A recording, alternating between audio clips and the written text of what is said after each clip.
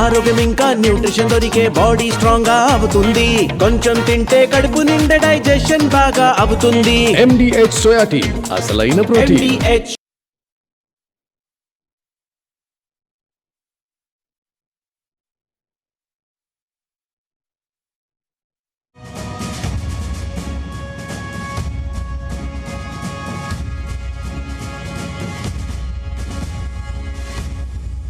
నమస్తే, welcome to Zee Telugu news.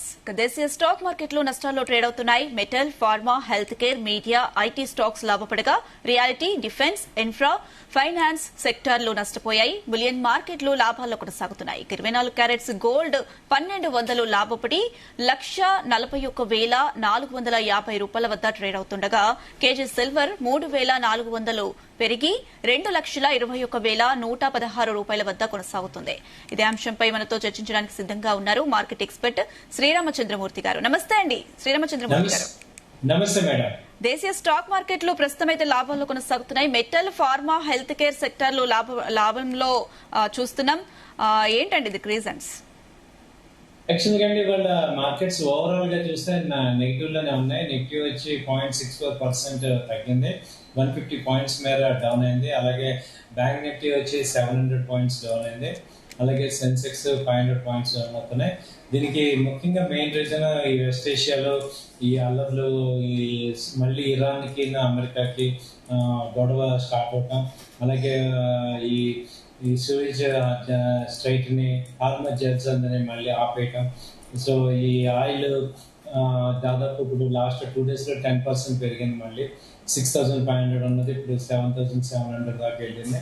So ఇవన్నీ చూస్తుంటే మళ్ళీ మార్కెట్స్ లో ఈ అల్జడి స్టార్ట్ అవటం వల్ల మా టెన్షన్, భయాందోళనలు అన్ని మళ్ళీ మొదలైనాయి. సో ఇవాళ మార్కెట్లు అన్ని కూడా డౌన్ అయినాయి. ఓన్లీ ఉన్న స్టాక్స్ లో ఏంటంటే కొన్ని పెరుగుతున్నవి ఏంటంటే ఈ భారత్ ఎయిర్టెల్ ఒకటి, Hindalco, Apollo hospital, Cipla, Sun Pharma, ఒక 8 స్టాక్స్ తప్ప మిగతా అన్ని కూడా బాగా డౌన్ అయినాయి. అలాగే ఇప్పుడు పెద్ద ఎత్తున మళ్ళీ టెన్షన్స్ స్టార్ట్ అవటం అనేది రావటం వల్ల కూడా మార్కెట్లో ఒక రకంగా నిరాశ వచ్చింది. సో మెయిన్ ఈ క్రూడ్ ఆయిల్ పెరగడం వల్ల క్రూడ్ ఆయిల్ రిలేటెడ్ కంపెనీలు ఏవైతే ఉన్నాయో ఆటోమొబైల్ స్టాక్స్ అన్ని ఫాల్ అయినాయి.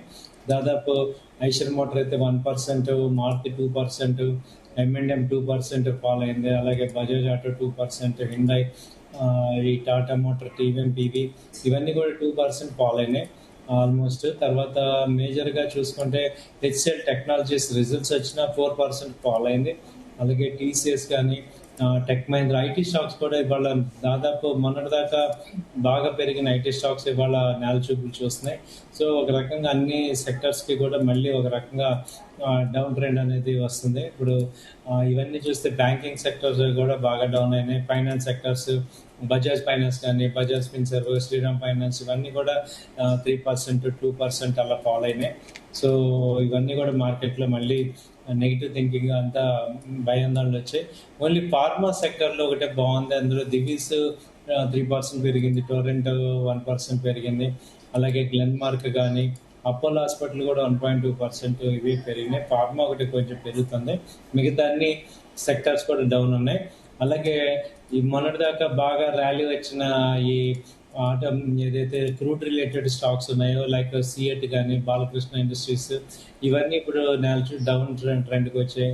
సిఎట్ అయితే ఏకంగా 4% ఫాల్ అయింది. బాలకృష్ణ అయితే 3% ఫాల్ అయింది.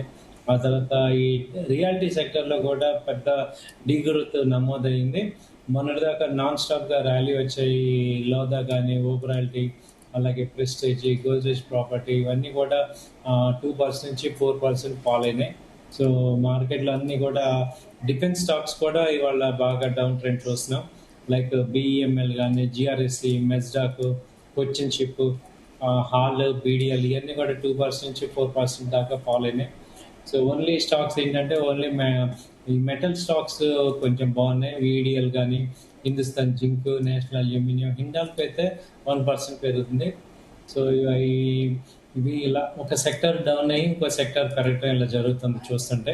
సో ఓవరాల్గా ఏంటంటే మిక్స్డ్గా ఉంది మార్కెట్ మొత్తం కూడా. సో లాస్ట్ 2 days నుంచి కూడా, లాస్ట్ 1 week నుంచి కూడా మార్కెట్స్ బాగా పెరిగినాయి. అది ఇక్కడ మళ్ళీ డిస్కౌంట్ అవుతుంది, తగ్గుతుంది. సో మేజర్గా నిఫ్టీ ఏంటంటే 24,000 దగ్గర, 24,200 అబోవ్ బాగా స్ట్రగుల్ అవుతుంది పైకి వెళ్ళడానికి. ఈలోపు ఈ ఆయిల్ ప్రైసెస్ పెరగడం మళ్ళీ స్టాక్ మార్కెట్కి కొంత నెగిటివ్ అనేది అవుతుంది. ఇది 2-3 రోజుల్లో నార్మల్ అవుతుందా లాస్ట్ టైం లాగా, మళ్ళీ ఇది ఇంకా ఇంటెన్సిఫై అవుతుంది అనేది చూడాలి ప్రెసెంట్ అయితే. సార్ శ్రీరామచంద్రమూర్తి గారు, మనం చూసుకుంటే క్రూడ్ ఆయిల్ ధరలు పెరుగుదల గోల్డ్ పై ఎలాంటి ప్రభావం చూపిస్తుంది, అలాగే గోల్డ్ వెండి ధరల్లో ఈ మార్పులకు గల అసలైన కారణాలు ఏంటంటారు? ఇప్పుడు గోల్డ్ వచ్చి $141,000 అలా ఉందండి. అలాగే గోల్డ్ మెయిన్ ఇంటర్నేషనల్ గా $4,000 దగ్గర మెయిన్ ట్రేడ్ అవుతుంది. ఈ $4,000 మల్టిపుల్ టైమ్స్ ఇక్కడ సపోర్ట్ చూస్తున్నా గోల్డ్. ఇది ఏంటంటే కొంచెం వీక్నెస్ గానే ఉంది. ఎక్కువ పార్టిసిపెంట్స్ అందరు కూడా ఎంత ఇంట్రెస్ట్ చూపించట్లేదు ఈ గోల్డ్ మీద. సో ఇదేంటంటే అంటే డౌన్ ట్రెండ్ లో ఉంది, ట్రెండ్ బేరిష్ అనేది కన్ఫర్మ్ అవుతుంది. అంటే విపరీతమైన కాస్ట్ అయితే లేదు ఈ గోల్డ్ ఒకటి. సిల్వర్ కూడా ఏంటంటే 2,20,000 ఆ రేంజ్ లో ఉండి మళ్ళీ 2,40,000 ఇదే రేంజ్ లో అయితే వస్తుంది. 2,20,000 నుంచి 2,40,000 మధ్యలోనే ఉంది. గోల్డ్ కూడా 1,40,000 నుంచి 1,45,50 మధ్యలో ఉంది. సో ట్రెండ్ అయితే ఒక రకంగా రేంజ్ లోనే ఉంది. ఎక్కడ కూడా పాజిటివ్నెస్ అనేది గోల్డ్ సిల్వర్ లో కనపట్లేదు. అయితే ఏంటంటే ఒక 4,000-5,000 పాయింట్స్ మీదే ట్రేడ్ జరుగుతుంది, రేంజ్ లో ఉంది. అంటే ఇప్పుడు ఇందాక ఇంటర్నేషనల్ గా $4,000, $4,200. ఇప్పుడు కూడా ఇవాళ చూస్తే $4,030 దగ్గర ట్రేడ్ అవుతుంది. ఓవరాల్ మార్కెట్స్ అన్ని కూడా ఇవి ఇక్కడ రేంజ్ లో ఉన్నాయి. ఒకసారి 4,000 బ్రేక్ అయిందంటే ఇంకా మళ్ళీ కిందకి వెళ్ళే ఛాన్సెస్ అయితే కనపడుతుంది. సో రేంజ్ అవుతుందా లేదా అనేది లాస్ట్ 1 month నుంచి కూడా ఇక్కడ ఇదే రేంజ్ లో మార్కెట్స్ మూవ్ అవుతున్నాయి. కాబట్టి ఏం జరుగుతుంది అనేది చూడాలి. సార్ శ్రీరామచంద్రమూర్తి గారు, మనం చూసుకుంటే ప్రస్తుతం అంటే ఇలాంటి సిచ్యువేషన్ లో రీటైల్ ఇన్వెస్టర్స్ ఆగాలంటారా, లేకపోతే ఇన్వెస్ట్ చేయడం మంచిదంటారా? రీటైల్ ఇన్వెస్టర్స్ కి ఏంటంటే ఇక్కడ చూడాల్సిన పాయింట్ ఏంటంటే మేజర్ గా మీరు 1-2 సార్లు ఆలోచించుకొని కొత్త మీ క్యాపిటల్ తోనే చేయండి. ఎక్కువ ఫీచర్స్ ఆప్షన్స్ జోలికి ఎక్కువ వెళ్ళద్దు. మార్కెట్స్ అంతా వోలటైలిటీ ఉంది, ట్రెండ్ క్లారిటీ లేదు. అంటే డౌన్ ట్రెండ్ కన్ఫర్మ్ అయిందంటే ఇంకా మళ్ళీ లాస్లు ఎక్కువ అవుతారు. కాబట్టి వెయిట్ చేసి కొంత మళ్ళీ డౌన్ అయ్యాక బై చేసుకోవడం బెటర్. వెయిట్ అండ్ వాచ్ అయితే బెటర్గా ఉంది. సో కొంత వెయిట్ చేసి ఆ తర్వాత డౌన్ అయ్యాక అక్కడ మళ్ళీ రికవర్ మళ్ళీ ఎంటర్ అవడం బెటర్. యాక్చువల్గా ట్రెండ్ పాజిటివ్ కానీ ప్రెసెంట్ కొంత ఫుల్ బ్యాక్ అయితే కనపడుతుంది. కిందకి లెవెల్లో వచ్చినప్పుడు బయింగ్ చేసుకోవడం అనేది బెటర్. అంటే వెయిట్ అండ్ వాచ్ చేసి రేపు వెళ్ళింది క్లారిటీ చూసుకున్నాక ట్రెండ్ని బట్టి, ఎందుకంటే క్రూడ్ ఆయిల్ 10% పెరిగింది. ఇంకో 10% పెరిగితే మళ్ళీ ప్రీవియస్ రేట్లే వస్తాయి. మళ్ళీ ఇంకా హార్మజ్ సంధి మీద ఇప్పుడు అమెరికా రైట్స్ కావాలనుకుంటుంది. ఇప్పుడు ఆ కాంట్రాక్ట్ పీస్ అగ్రిమెంట్ అంతా ఆగిపోయిందని చెప్తున్నారు. సో ఏం జరుగుతుందో అర్థం కావట్లేదు. సో ఇలాంటి గందరగోళంలో ఇన్వెస్టర్స్ అందరూ కూడా 1-2 సార్లు ఆలోచించుకొని మీ యొక్క క్యాపిటల్కి తగ్గట్టుగా ఇన్వెస్ట్ చేసుకోవడం బెటర్ అనిపిస్తుంది. సార్ శ్రీరామచంద్రమూర్తి గారు, మనం చూసుకుంటే ఈ రోజు మార్కెట్ క్లోజింగ్ టైం కి అంటే ఏ విధమైన ట్రెండ్ ఉండే అవకాశం కనిపిస్తుంది? క్లోజింగ్ అంతా నెగిటివ్ గానే అనిపిస్తుంది అండి. ఎందుకంటే ట్రెండ్ లో ఎక్కడ కూడా క్లారిటీ రాలేదు. సో మార్కెట్స్ కొంచెం నెగిటివ్ గానే కనపడుతున్నాయి. సో ఎక్కడ పాజిటివ్నెస్ అనేది లేదు. ఇది 24,000 కనుక క్లోజ్ అయిందంటే ఇంకా డౌన్ అయ్యే ఛాన్సెస్ కనపడుతున్నాయి. సో ఇప్పుడు ఆల్రెడీ 1%, 0.6% వరకు డౌన్ అయింది. ఇంకా కనుక ట్రెండ్ కనుక వీక్ ఉందంటే ఇప్పుడు రేపెల్లిలో ఇంకా డౌన్ అయ్యే ఛాన్స్ ఉంది. ఎందుకంటే క్రూడ్ ఆయిల్ పెరుగుతుంటే ఆటోమేటిక్ గా స్టాక్ మార్కెట్లు తగ్గుతుంటాయి.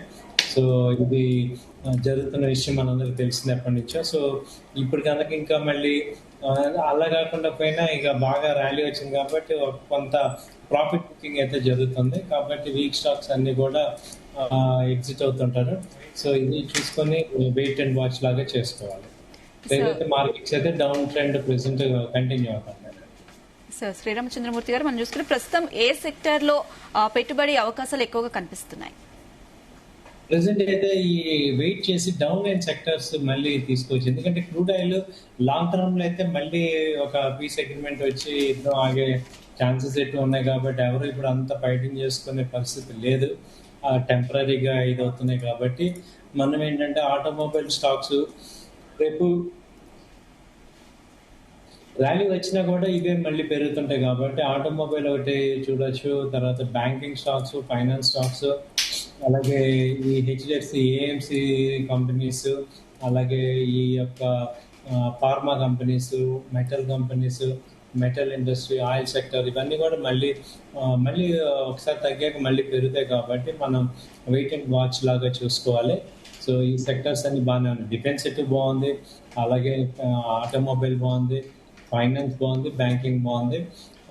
అలాగే ఇప్పుడు ఈ ఐటీ కూడా మళ్ళీ రైజ్ అవుతుంది. ఈ 5 సెక్టర్స్ని తగ్గాక మళ్ళీ బై చేసుకోవచ్చు.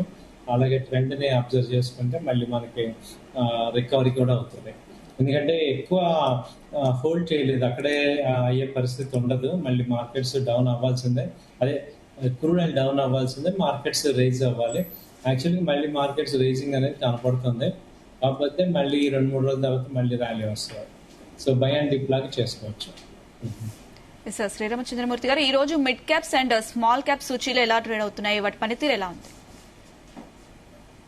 ఇప్పుడు మిడ్ క్యాప్ మేజర్ గా చూసుకుంటే మిడ్ క్యాప్ లో అంతా కూడా డౌన్ ట్రెండ్ కనపడుతుందండి. మనకి బ్యాంక్ నిఫ్టీ డౌన్ అవటం వల్ల ఈ బ్యాంకింగ్ స్టాక్స్ డౌన్ అవుతున్నాయి, అలాగే ఆటోమొబైల్ స్టాక్స్ కూడా డౌన్ అవుతున్నాయి. మేజర్ గా బాగా డౌన్ అయ్యేవి వాళ్ళు చూస్తే ఈ bank of India 2%, BDL 2% down అయింది. తర్వాత వాళ్ళ బయోకాన్ 6% పెరిగింది మిడ్ క్యాప్ లోనే బయోకాన్. ఆ తర్వాత కాన్కార్ 6% దాకా పెరిగింది. కంటైనర్ కార్పొరేషన్ ఒకటి బాగా డౌన్ అయిన సెక్టర్స్ అయితే ఇది BDL 3% దాకా ఫాల్ అయింది. ఆ తర్వాత చూసుకుంటే యావరేజ్ గా 2%, 3% ఫాలో అవుతున్నాయి. KPI టెక్ మళ్ళీ 3% ఫాలో అయింది. తర్వాత ఇక్కడ LTF 3% ఫాలో అవుతుంది. సో మిడ్ క్యాప్ కంపెనీస్ అన్ని కూడా బాగా అవుతున్నాయి. తర్వాత ఇప్పుడు ఆయిల్ రిలేటెడ్ కంపెనీస్ కొన్ని పెరిగినాయి. ఆయిల్ ఇండియా ఒకటి 3% పెరిగింది. అలాగే ఐటీ కంపెనీస్లో పర్సిస్టెన్స్ కానీ ఈ ఐటీ కంపెనీస్ అన్ని కూడా కొంత డౌన్ ట్రెండ్ మిడ్ క్యాప్లో ఉంది. OFSS, పర్సిస్టెన్స్, LTIM, తర్వాత HCL టెక్, ఇవన్నీ కొంచెం ఎంఫసిస్, ఇవన్నీ కూడా 1% నుంచి 3% వరకు డౌన్ అయ్యాయి. సో మిగతా అన్ని చూసుకున్నా కానీ కొంచెం డౌన్ ట్రెండ్ మిక్స్డ్గా ఉంది. మిడ్ క్యాప్ అంతా కూడా మిక్స్డ్గా ఉంది. ఒక్కో సెక్టర్ డౌన్ అయినా ఒక సెక్టర్ ఏమో కొంచెం పెరుగుతున్నాయి. ఓవరాల్గా అయితే 100 స్టాక్లు, మిడ్ క్యాప్ స్టాక్లు దాదాపు 70 కంపెనీస్ డౌన్లో ఉన్నాయి. ఇవాళ పాలీ క్యాప్ కూడా 2% కొంచెం పెరిగింది. సో ఇలా కొంత పెరగడం తగ్గటం ఇలా ఉంది. ప్రజెంట్ మిడ్ క్యాప్ పరిస్థితి ఒక 2% ఫాల్ అయితే కనపడుతుంది. ఓకే అండి, థ్యాంక్ యూ అండి శ్రీరామచంద్రమూర్తి గారు, మీ విశ్లేషణ అందించినందుకు. చూస్తున్నారు కదా, ప్రస్తుతం దేశీయ స్టాక్ మార్కెట్లో నష్టాల్లో ట్రేడ్ అవుతున్నాయి. అటు మార్కెట్లో ఉన్న పరిస్థితిని అర్థం చేసుకుని ఇన్వెస్టర్స్ ఆచితూచి అడుగులు వేయాలంటూ కూడా అటు విశ్లేషకులు చెప్తున్న పరిస్థితి. ఇది వాటి business updates. Keep watching Zee Telugu news. నమస్తే.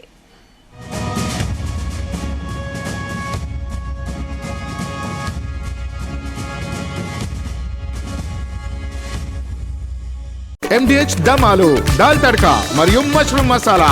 MDH తో భోజనం ఎల్లప్పుడూ రుచికరం. MDH సదా మీకు కొత్త రుచినివ్వడానికి తయారుగా ఉంటుంది.